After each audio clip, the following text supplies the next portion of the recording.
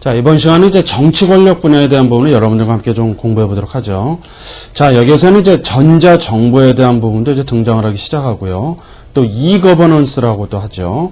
자, 그런 어떤 그 전자 정보의 형태, 또 이거버넌스, 자, 그런 부분들의 어떤 부분들을 여러분들이 좀 잘 정리를 해줄 필요성이 있겠는데요. 자, 이번 시간 함께 여러분들과 함께 좀 공부해 보도록 하겠습니다.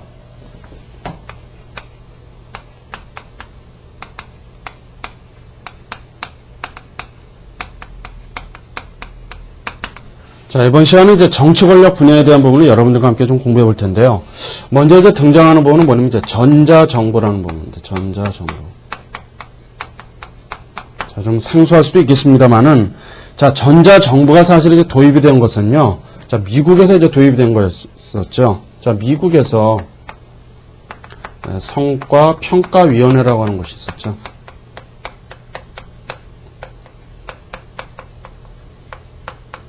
자, 이곳에서 전자정보의 개념이 이제 처음 도입이 돼서 이제 시작이 되었다라는 것입니다. 그래서 각 국가별로, 그 다음에 한 국가 내에서도 그 어떤 그 기관과 학자에 따라서 다양하게 자, 정의가 내려진 부분들이 바로 전자정보라고 하는 것이죠. 전자정보. 이런 부분들이 이제 미국의 성과평가위원회에서 처음 도입을 해서 시작을 하게 된 그런 개념이 바로 전자정보다라고 이제 보는 것이고요. 자, 그래서 이제 정보혁신 이제 지방분권위원회도 이제 등장하죠. 정보혁신 지방분권위원회죠.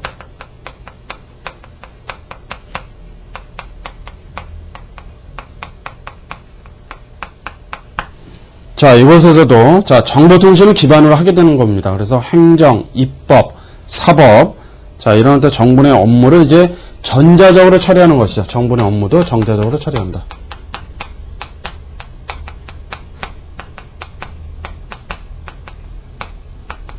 처리가 이루어지게끔 한 것이죠. 그래서 유기적으로 연결을 해서, 어떤 행정의 효율성, 그 다음에 투명성이라는 부분들을 제고할 수가 있다라고 하는 것이죠. 그래서 국민의 어떤 그런 요구를, 자, 요구의 수준을 만족해 줄 수 있는, 자, 그런 형태라고 이제 보시면 되겠고요.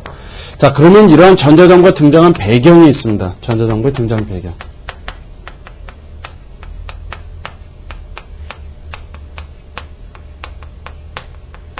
배경 우리가 몇 가지 좀 살펴보도록 하죠. 먼저, 행정 환경에 변화가 있었다.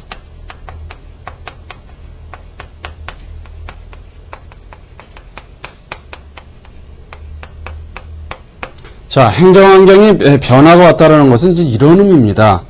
자, 정보가 이제 점차 이제 생산의 수단으로서 인식이 되는 사회적 분위기가 형성이 되었다라는 것이죠. 자, 그런 가운데 속에서 디지털 경제가 이제 출현하게 되었다라는 것입니다. 따라서 이러한 정보 공개가 점차 활성화되고 정치 행정에서도 투명성이 점차 증대가 되다 보니까 신속성이라고 하는 부분들이 이제 나타나게 되는 것이죠. 신속성에 대한 가치가 이제 점차 증대되기 시작했다라고 하는 것이죠. 자, 그러게 되다 보니까 바로 무슨 부분이 되겠죠? 전자정보에 대한 필요성이 제기가 된 겁니다.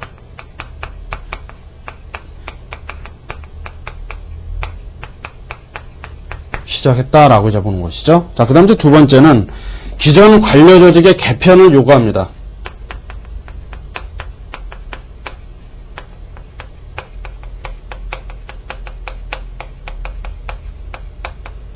자, 기존의 관료 조직을 개편한다. 이것은 좀 무슨 의미냐면요. 산업사회에서의 관료조는 어떻습니까? 거의 종적이죠.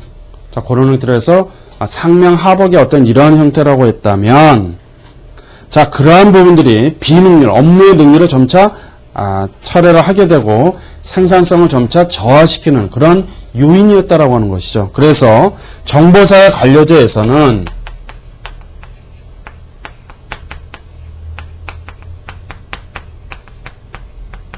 관료제에서는 이제 그런 얘기죠. 자, 평면의 조직을 원한다라고 하는 것이죠. 평면의 조직을. 평면 조직의 원리. 자, 이런 체계들이 이제 설계가 되는, 자, 그런 부분이다. 자, 그 다음 이제 세 번째죠. 자, 전자정보를 통해서 정보사회를 조기 달성한다. 정보사회를.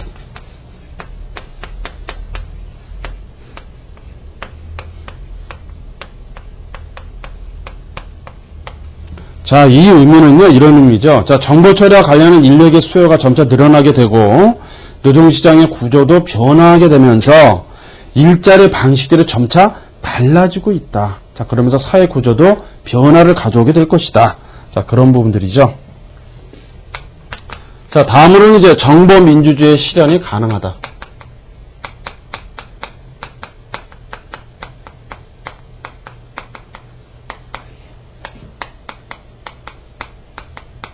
자, 이 의미는요, 이런 부분입니다.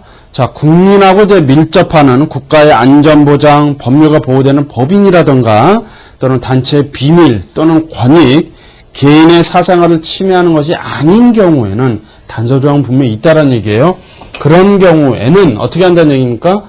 정보의 민주주의 실현이 가능하다라고 하는 것이죠. 그런 부분들에는. 그리고 쌍방향. 자, 인터넷을 통해서 민원을 제기하면 쌍방향으로 바로 짧은 시간 내에도 의사소통이 가능하다. 그 다음에 이제 다섯 번째는, 자, 효율적인 행정 실현이 가능하다.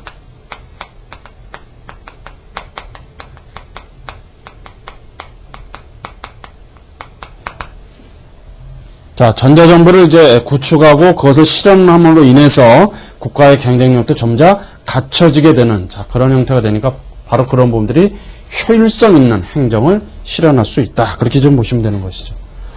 자, 다음에 이제 전자정보의 이제 발전 과정을 한번 좀 우리가 한번 좀 살펴보도록 할까요?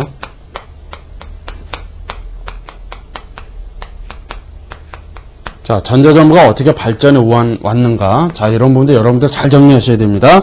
자, 전자정보 서비스 이제 발전 단계에서 이렇게 나오죠.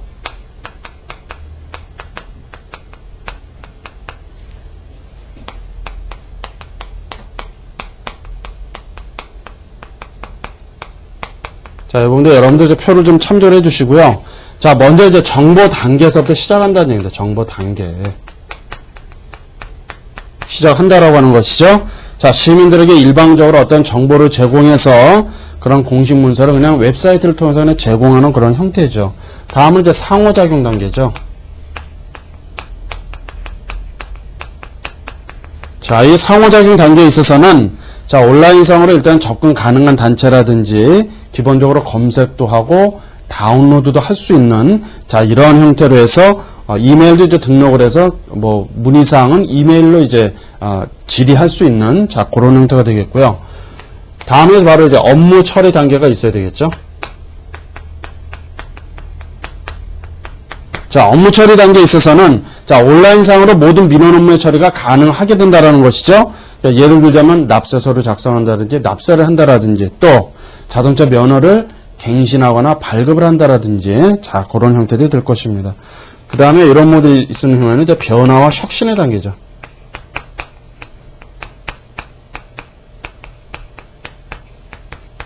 자, 이 단계에서는 자, 시민들에게 모두 이제 투명하게 보일 수 있도록 자, 그런 어떤 변화와 혁신이라는 그런 차원에서의 어떤 단계가 도입이 된다. 이것이 바로 이제 전자정보 서비스에 있어서의 발전 단계, 4단계라고 보시면 되겠죠? 자, 그런 부분도 여러분들은 잘 정리하시면 되겠고요. 자, 그 다음에 이제 두 번째 EC에서 온라인 공공 서비스의 수준을 평가했습니다. 서비스와 관련해서 공공 서비스죠. 관련해서 자, 수준을 평가했는데 먼저 어떻게 정보에서 일방향의 어떤 상호작용이 있게 된다는 것이 일방향에.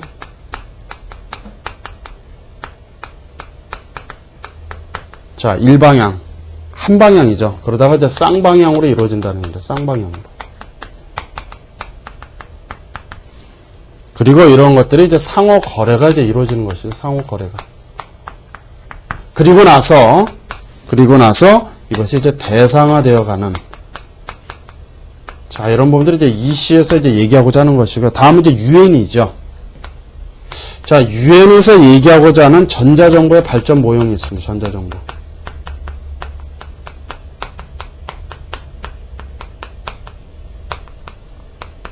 자, 여기서는요, 1단계는 정보 서비스를 이제 착수하는 단계죠. 정보 서비스를 착수한다.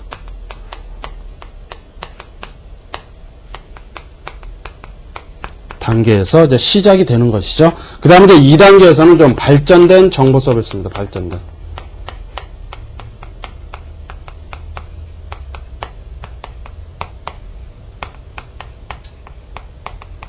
자, 그 다음에 이제 3단계가 되겠죠. 자, 3단계에 있어서는, 자, 전자거래가 이제 이루어진다는 얘기죠. 전자거래. 이런 형태들이 이제 이루어지게 된다. 그리고 나서 4단계에서는 이제 통합연계. 통합해서 연계하는. 자, 이런 형태를 이제 유엔에서 전자정보의 발전, 그런 단계, 모델, 자, 그런 형태라고 보실 수가 있겠습니다. 자, 그러면 우리나라인 경우는 어떨까요? 우리나라인 경우.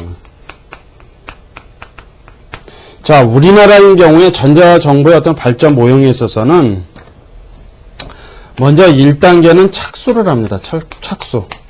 착수를 합니다. 자, 착수의 의미에 있어서는 단순 안내도 하고 정보를 제공하는, 자, 그런 형태라고 한다면 2단계에서는 이제 상호작용이 이루어지겠죠.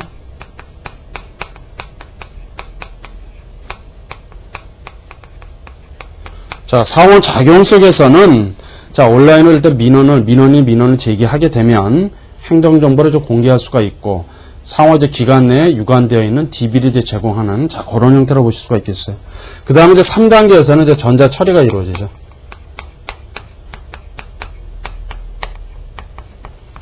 자, 전자 처리와 관련해서는 분야별로 이제 단일한 창고라든지 온라인으로 정책을 형성하고 상호 연계되는, 자, 그런 부분을 보실 수가 있겠고요. 그 다음에 이제 4단계입니다.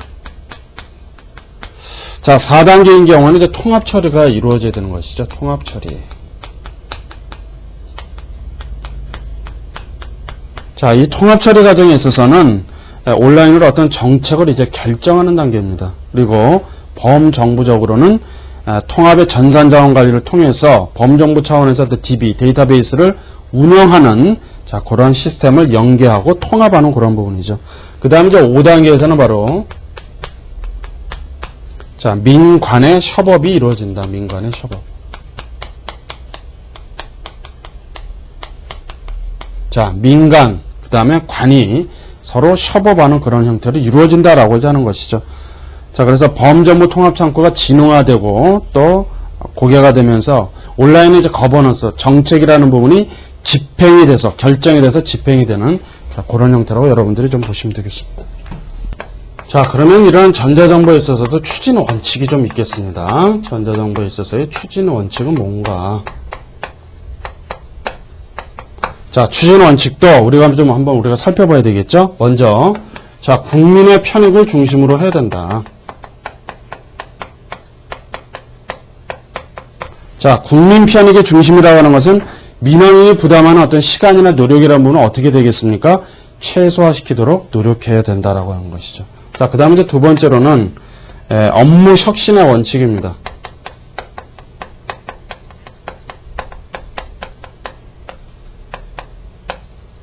자, 업무 혁신의 원칙이라고 하는 것은 행정기관이 그러한 업무들을 점차 어떻게 한다는 얘기예요? 전자화한다는 얘기죠. 그렇게 해서 그러한 부분들이 전자적인 처리에 적합할 수 있도록 하는 그러한 과정을 이제 얘기하는 것이죠. 혁신해야 된다.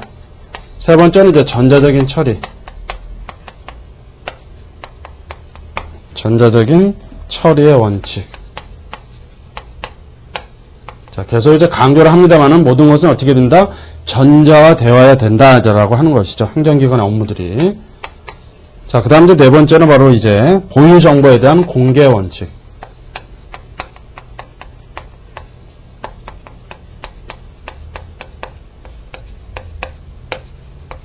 자, 보유하고 있는 정보를 공개한다. 자, 여기에 있어서도요, 단서점이 분명히 있습니다. 이러이러한 부분들을 제외하고는 인터넷을 통해서 어떻게 한다는 얘기죠?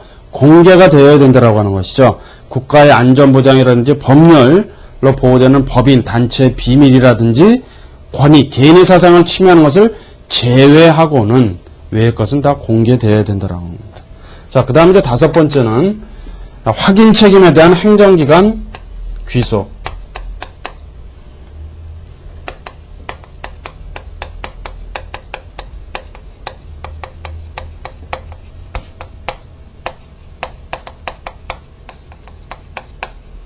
자, 이 부분은요, 뭐냐면은, 행정기관 관에 있어서도 전자적으로 확인할 수 있는 그런 사항들을 민원인이 그것을 확인하기 위해서 오도록 요구해서는 안 된다라는 얘기예요. 그러니까 어떻게 된다는 얘기입니까? 민원이 그런 민원을 제기하게 되면 민원이 직접 오지 않도록 미리 빨리 그런 어떤 업무 처리가 이루어져야 된다라는 얘기시죠.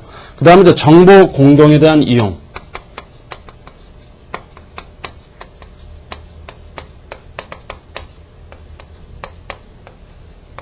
자, 정보를 공동으로 해서 행정기관 간에도 이용할 수가 있다. 그 다음에 이제 개인정보 보호의 원칙이죠. 이 부분은 굉장히 중요한 부분입니다, 여러분.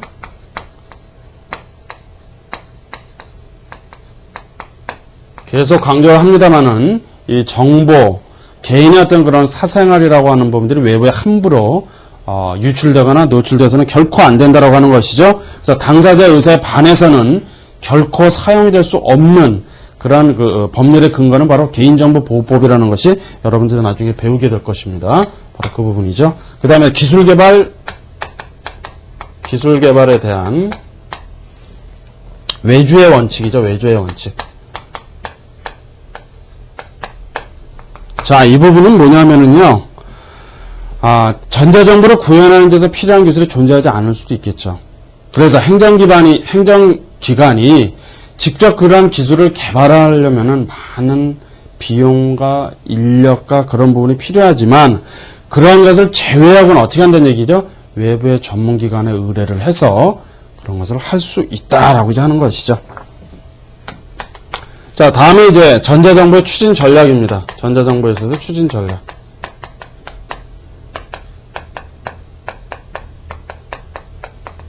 자, 여기에서도 전자정보법 2조 1항이 있습니다. 전자정보법.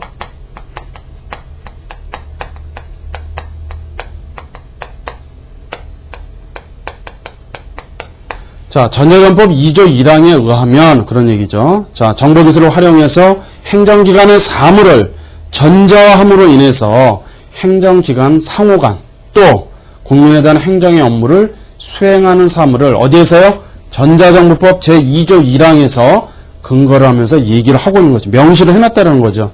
그래서 우리나라인 경우에는 자, 1970년도죠. 자, 1970년도인 경우에는 주로 이제 주민등록을 많이 했었죠. 주민등록. 또 부동산이 많이 활성화되었었죠. 부동산이라든지 또 자동차. 자, 자동차 붐도 이제 서서히 일어나기 시작하는 그러한 시기였었죠. 그런 부분들이 있었고요. 그 다음에 이제 1990년대 되면서부터 자, 여권, 업무라든지 또 특허, 조달. 자, 이런 업무와 관련해서도 전자정보가 이제 이런 부분들이 이루어졌다는 얘기입니다. 그래서 이제 2000년도에 들어서서 21세기 들어서서 바로 전자정보가 이제 추진이 되는 것이죠. 전자정보가. 추진이 되는 이러한 과정을 우리가 거쳤다라고 하는 것입니다. 자, 유엔에서 우리가 이제 앞에서도 좀 살펴봤습니다는 전자정보 이제 발전 모형과 관련한 부분 한번 보도록 할까요?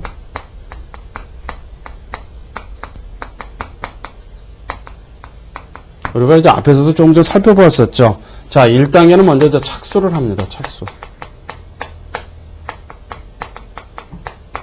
과정을 이제 거치게 되는 것이죠. 자, 제한적인 어떤 정보만 이제 제공을 하게 됩니다. 그 다음에 이제 2단계는 이제 발전 과정이죠. 자, 이 2단계에서는 콘텐츠라든지 정보를 주기적으로 계속 현행화 시키고요. 3단계에서는 이제 전자 거래가 이루어지게 됩니다. 자, 이런 과정들이 이제 필요하게 되고요. 뭐 비자 발급, 여권, 그 다음에 출생 기록, 자, 이런 부분들이 이제 전자 거래가 이루어지게 된다. 그 다음에 이제 4단계이죠. 4단계에 있어서는 자, 통합 처리가 이루어지게 됩니다. 통합해서 처리한다.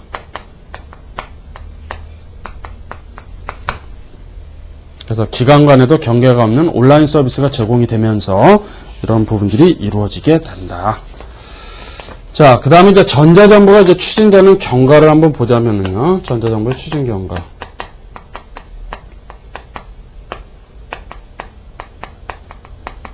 자, 우리나라인 경우에 이렇게 한번 보시면 되겠죠. 자, 태동기는요, 기간이 80년대 후반에서 90년대였습니다. 그 다음에, 자, 기반을 이제 조성하는 시기를 맞이하게 되는 것이죠. 자, 태동기가 있었고요.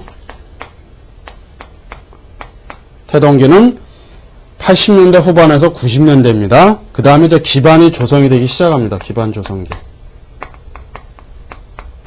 자, 기반 조성기인 경우에는 바로 정보화 촉진법을 제정을 해서 종합적으로 체계적으로 전자정보를 추진하고자 하는 그런 부분들이 진행이 되는 것이었죠.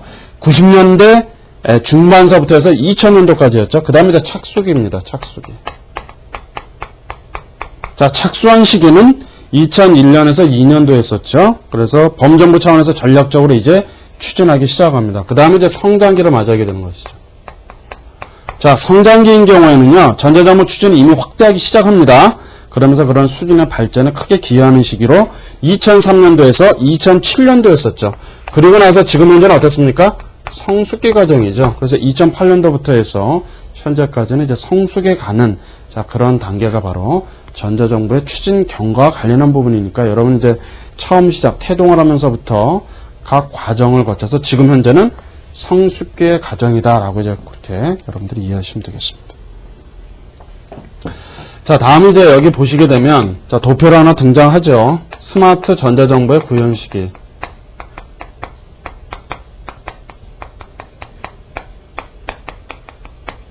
자, 구현과 관련해서 기존에 이제 전자정보가 가지고 있는 측면 이런 도표를 좀 참조하셔야 돼요. 그 다음에 스마트 전자정보에서 비교한 그 표가 있을 겁니다.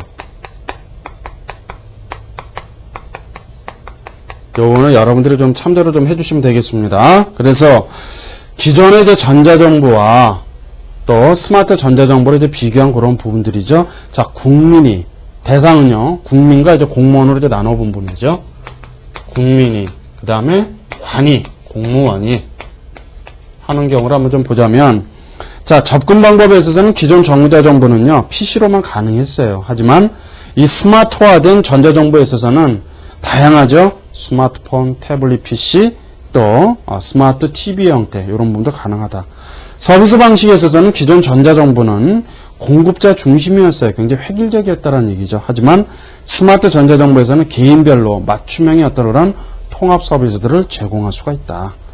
자, 민원 신청과 관련해서는 기존의 전자정보에 있어서는 개별로 신청합니다. 또 동일한 서류를 복수로 제출했지만 이제는 스마트 전자정보에 있어서는 일회 신청을 해서 연관된 민원을 이제는 한꺼번에 처리할 수가 있겠죠. 자, 그 다음에 이제 수혜 방법에 있어서는 기존의 전자정보는 국민이 직접 자격증명을 신청하지만 스마트 전자정보에서는 정부가 그런 자격 요건을 확인하기 시작한다는 것이죠.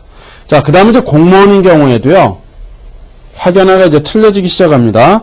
자, 공무원인 경우는 기존의 전자정보는 사무실에서 했었지만 스마트 전자정보에서는 위치는 무관해져요. 스마트 워크센터라고 하는 곳에서도 가능하다.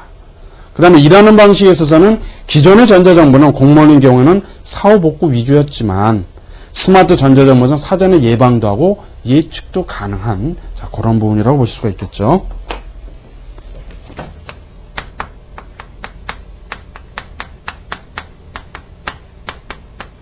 자, 다음은 이제 전자민주주의와 관련한 부분 한번 좀 우리가 한번 살펴보도록 할까요? 우선 이제 전자민주주의라고 하는 것은 이런 부분이죠. 자, 전자적으로 이제 전자적인 방법으로 투표하는 경우입니다.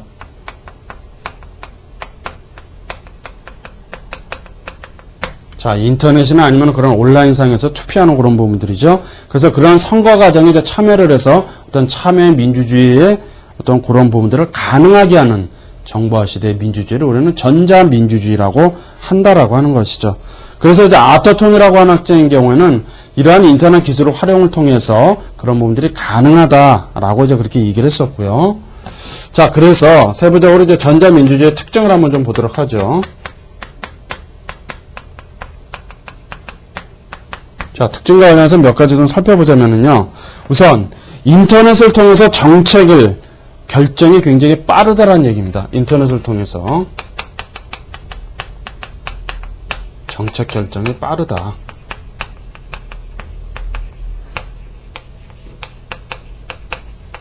자, 그 다음에 이제 두 번째죠. 전자적인 방식을 이제 점차 의사결정할 수 있는 구조가 전자적인 방식을 통해서 결정할 수가 있다라는 것이고요. 그래서 인터넷이 지닌 그런 정보기술을 통해서 신속하게 빠르게 즉각적이고 직접적인 어떤 정책 결정에 참여하는 방식이 가능하다. 그래서 토플러인 경우에는 준직접의 민주주의 시대가 도래할 것이다 라고 이제 예측을 했다라는 것이죠. 토플러가.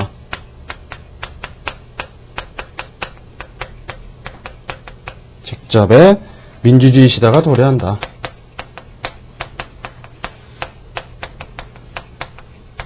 이렇게 좀 보았다라는 것입니다.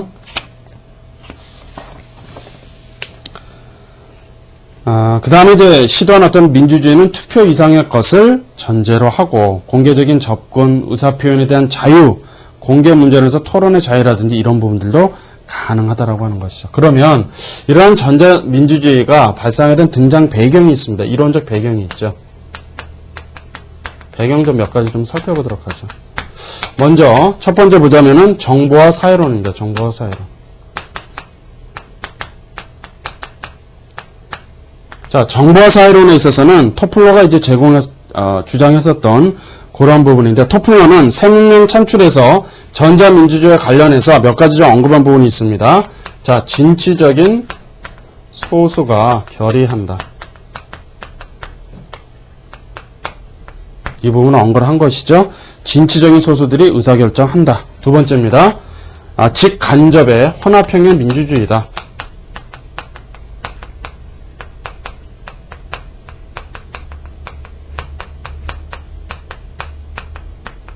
자, 이 얘기는요, 직접 민주주의에서 좀 국민의 어떤 감정이라든지 이런 부분들이 좀 표출이 될 수가 있는데, 그러한 부분들도 재투표라든지 하는 냉각기관을 설정하면 조금은 가라앉힐 수 있다라고 하는 것이죠. 따라서 직접 민주주의나 간접 민주주의의 이런 결합이 가능하다. 그 다음에 이제 세 번째는 의사결정이 분권화된다.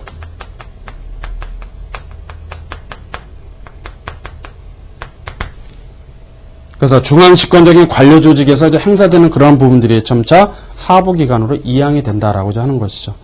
그 다음에 이제 나이스비티인 경우는 메가트렌드에서 제시한 조류는요, 요거는 여러분들이 좀 참조를 해서 보시면 되겠고요. 두 번째 이제 원격 민주주의론 한번 보도록 하죠. 원격의 민주주의론. 자, 원격 민주주의론과 관련해서는 이런 부분입니다. 자, 전자투표를 통해서 민주주의의 극대화를 주장하는 것이죠. 그것이 바로 원격 민주주의론이죠.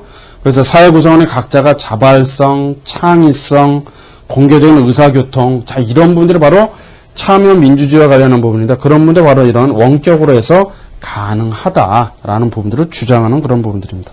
그 다음에 이제 세 번째는 이제 공론장 이론이죠. 공론장 이론.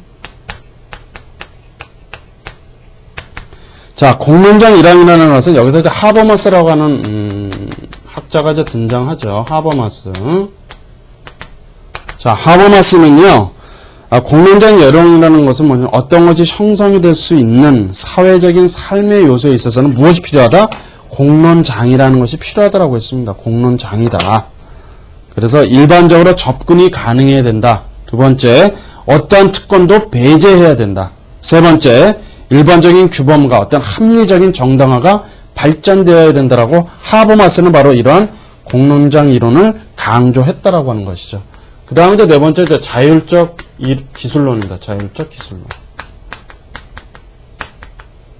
자, 자율적 기술론과 관련해서는 기술이 인간 소외를 야기한다라는 얘기예요. 기술이.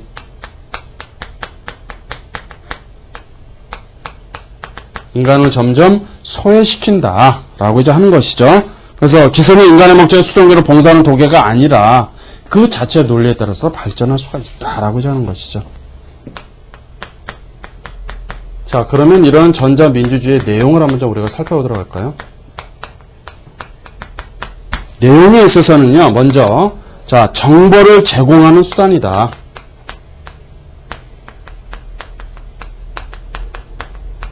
수단과 관련한 부분이다라는 것이죠. 그래서, 정치나 아니면 행정 관련 그런 정보의 효과적인 전달의 형태에 초점을 두고, 뭐, 정책의 쟁점, 정치적인 현안, 뉴스, 의견, 토로, 자, 이러한 부분들도 가능하다. 그리고 정보 공개에 대한 원칙도 적용이 될 수가 있다. 두 번째는요, 어떤 전자적인 공론장입니다. 전자적 공론장.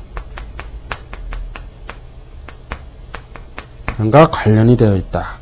자, 전자민주주의가 실현이 된다는 것은 뭘까? 대화를 하고 토론을 하는 그러한 장이 형성이 되어야 한다는 것이죠. 이런 부분들이 가능한 것이고요. 그 다음에 이제 세 번째는 여론 수렴이죠.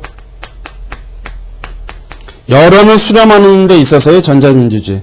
자, 다양한 사람들이 어떤 의견을 제시할 수 있도록 할 수 있는 자, 그런 요구의 기반이 갖춰져야 된다라고 하는 것이고요. 네 번째는 이제 투표 형태입니다. 투표 형태.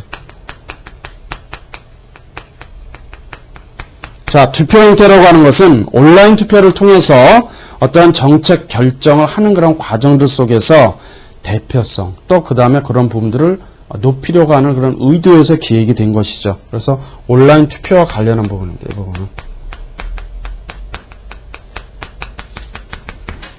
그리고 그런 온라인상에서 투표 형태를 했었던 그런 전자민주주의라고 하는 것은 토의를 하고 결정이 되는 그런 과정 속에서 비용 자체를 조금은 줄일 수 있는 그런 의미 있는 방법도 제기한다. 그런 것으로 이제 평가가 될 수가 있는 것인데 너무나 그런 효율성을 강조하는 것은 지나친 것이 아니냐라는 그런 지적도 좀 있죠. 그래서 이런 분들의 바로 전자민주주의 내용은 이런 네 가지로 살펴볼 수가 있다.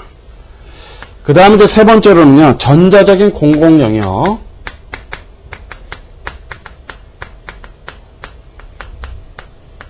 다시 말해서 이것을 이제 E-거버넌스라고도 하죠. E-거버넌스. 이 용어를 잘 보셔야 됩니다. E-거버넌스. 그래서 전자적 공공영역과 관련한 부분 한번 좀 보도록 하죠.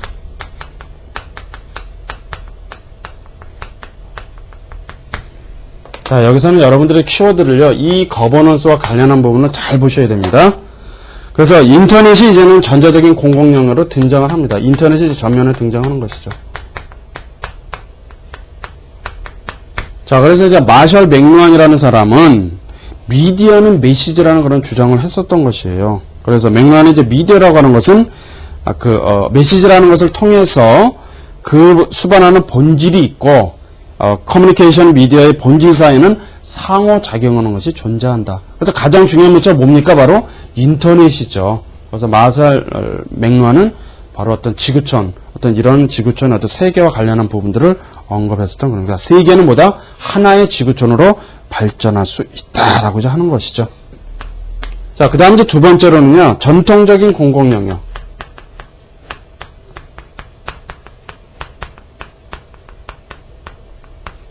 그 다음에 전자적 공공영역이 있다. 이렇게 해서 좀 나눠보았다는 것이죠. 그래서 전자적인 공공영역을 별도의 독립된 영역으로 사고하기보다 이제는 뉴 미디어가 등장이 되니까 공공영역 전체 구조라든지 그런 부분에 많은 영향에 관심을 가질 수가 있다. 그 다음에 전자공간이라고 하는 것은 정보가 어떻게 됩니까? 공개적으로 이제 유통이 되기 시작하는 것이죠. 그래서 기존의 미디어와는 달리 조금은 저항적이기도 하고 반체제적인 그런 공공의 영역으로도 존재할 수가 있다. 그 다음 이제 세 번째로는요, 바로 인터넷이 이제 공공영역에 인터넷이 등장하기 시작하는 것이죠. 인터넷이라고 하는 매체가 이제는 공공영역의 공론정으로 된다.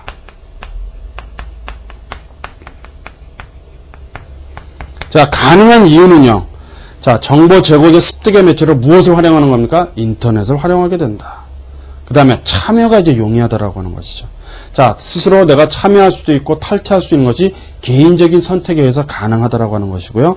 또 시민들로 하여금 정치 참여를 위해서 어떻게 한다니까? 의사소통의 공간들을 제공을 하는 것이죠.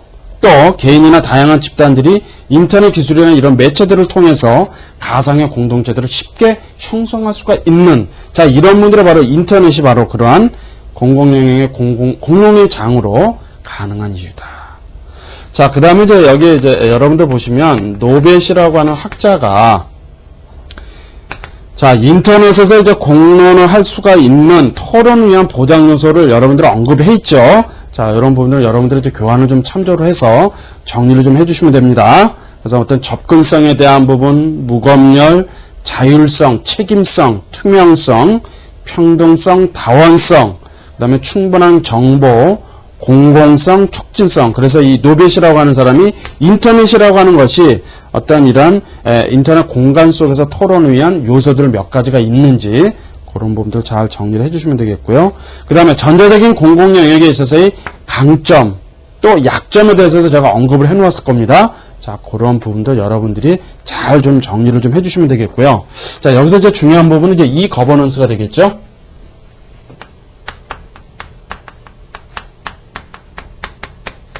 자, 이 거버넌스라고 하는 것은 이런 부분입니다. 자, 인터넷을 통해서 정보 기술이 어떻게 했습니까? 점차 발달되어 나간다는 얘기죠. 그래서 온라인이든 아니면 오프라인을 통해서 시민 참여가 이제 점차 증가된다는 얘기예요. 시민 참여가 가능하게 된다는 것이죠. 그러다 보니까 다양한 이런 커뮤니케이션 매체를 통해서 자신의 이익을 좀 더 표출하고 또 보다 직접적으로 이제는 정책 결정 과정에 참여할 수가 있는 그런 형태로 발전이 되어 나간다라고 하는 것이죠. 그래서 이제 해리스라고 하는 사람은 해리스인 경우에는 이제 전자 거버넌스라고도 얘기를 했습니다. 전자 거버넌스다. 언급을 했죠. 자, 책임과 요구를 동반한 정부와 국민 또는 국민 상호 간의 어떤 변화를 요구하는 그런 개념을 바로 전자 거버넌스다라고 이렇게 얘기를 했다는 것이죠.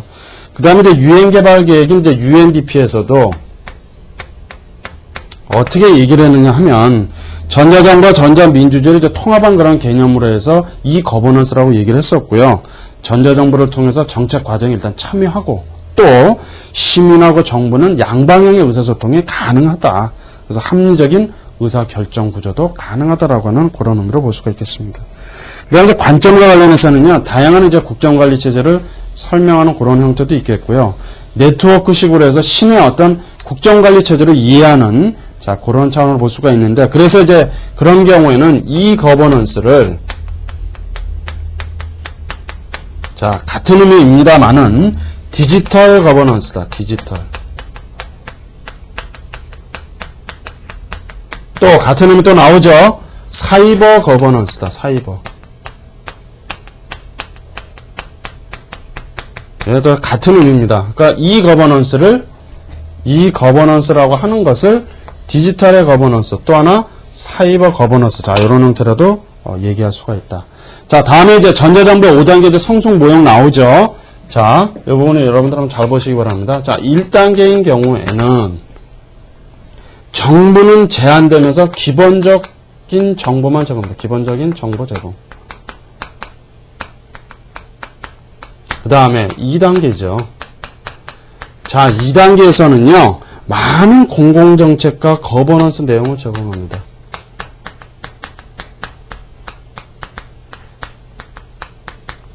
그 다음에 이제 3단계죠. 자, 3단계에 있어서는 더 진전된 서비스를 제공합니다.